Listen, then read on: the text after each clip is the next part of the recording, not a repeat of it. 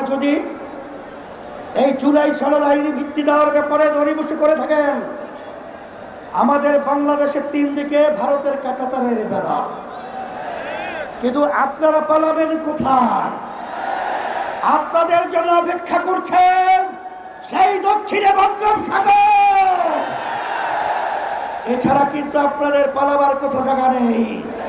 আজকে বাংলাদেশের ভিতরে উল্লেখযোগ্য যারা কয়েকবার দেশ পরিচালনা করেছে, তার ভিতরে একটা দল হলো বিএনপি। আজকে বিএনপি যে গণভোটের ব্যাপারে প্রস্তাব রেখেছে, যেদিন জাতীয় নির্বাচন সেদিন নাকি গণভোট। সম্মানিত আলোচকরা বলেছেন, আপনারা জাতীয় নির্বাচন করবেন কোন আইনের ভিত্তিতে?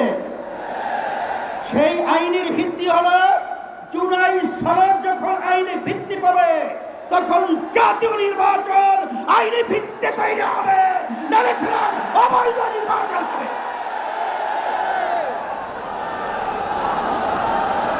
আজকে আমরা দেখেছি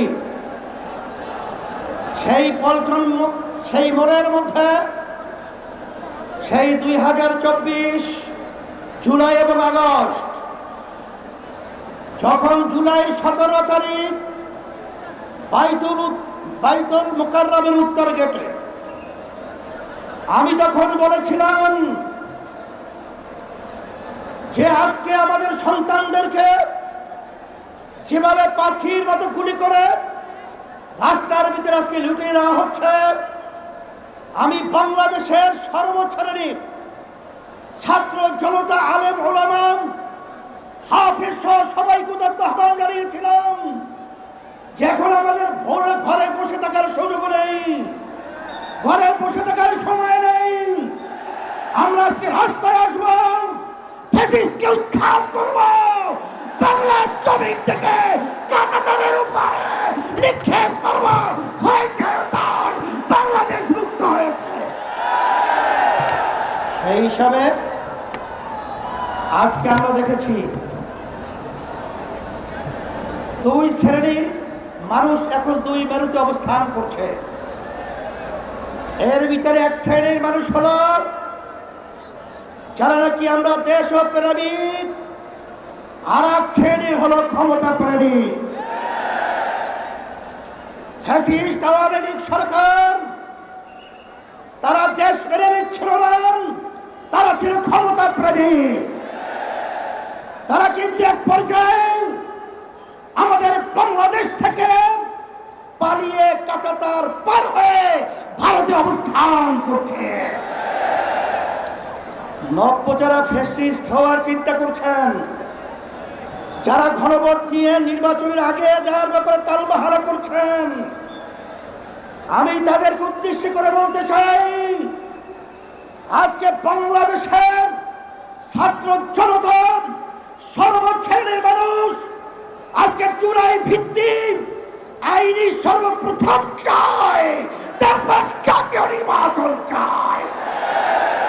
কিন্তু আপনারা যদি এই জুলাই সনদ আইনি ভিত্তি দেওয়ার ব্যাপারে দড়িবসি করে থাকেন, আমাদের বাংলাদেশের 3 দিকে ভারতের কাঁটাতারের বেড়া, কিন্তু আপনারা পালাবেন কোথায়? আপনাদের জন্য অপেক্ষা করছেন সেই দক্ষিণে বঙ্গোপসাগর। এছাড়া কিন্তু আপনাদের পালাবার কোথাও জায়গা নেই। সেই হিসাবে সকল উত্তপ্ত আহ্বান জানাবো, ভালো করে বুঝে নেন, জেনে নেন, অন্তর্বর্তীকালীন সরকারকে আমি অনুরোধ করছি, আমরা অনুরোধ করছি যে আপনারা যখন আমেরিকায় গেছিলেন তখন 3টা উল্লেখযোগ্য দলকে সাথে নিয়ে গেছিলেন, জামাত ইসলামী বাংলাদেশ, বিএনপি, এনসিপি। কথা ঠিক কিনা? আপনারা জাতীয় নির্বাচনের আগে গণভোট থেকে আপনারা কোন প্রক্রিয়া, কোন হিসাব লাগবে, অঙ্ক শিখাতে হবে। আজকে এনসিপিও চায় যে গণভোট আগে হবে, তারপর জাতীয় নির্বাচন হবে। জামাত ইসলামও চায় আগে গণভোট হবে, তারপর জাতীয় নির্বাচন হবে। শুধু একটা দল বিএনপি তারা ভোট চায় কখন? জাতীয় নির্বাচনের দিন। বাংলাদেশের মানুষ বুঝে গেছে আপনাদের উদ্দেশ্য ভালো না। যদি আপনাদের উদ্দেশ্য ভালোই হয়ে থাকে, যেখানে আইনি ভিত্তির ব্যাপারে একমত আপনারা পোষণ করেছেন, সেখানে গণভোটে এত গরিবসী কেন? এটা জাতির কাছে পরিষ্কার হয়ে গেছে। আমরা অন্তর্বর্তী সরকারকে বলবো, আমরা শান্তিপ্রিয়, বারবার রাস্তায় রোদ্রে আমাদেরকে পোড়াচ্ছেন, আপনারা পুড়িয়েছেন, আর কত রাস্তায় নামতে হবে? এরপরে পরামর্শ ভিত্তিক আমরা বাংলাদেশের সর্বস্তরের মানুষদের নিয়ে এমন কর্মসূচি ঘোষণা করব, আপনি গণভোট জাতীয় নির্বাচনের আগে দিতে বাধ্য হবেন, বাস্তব দাবি মানতে বাধ্য হবেন ইনশাআল্লাহ।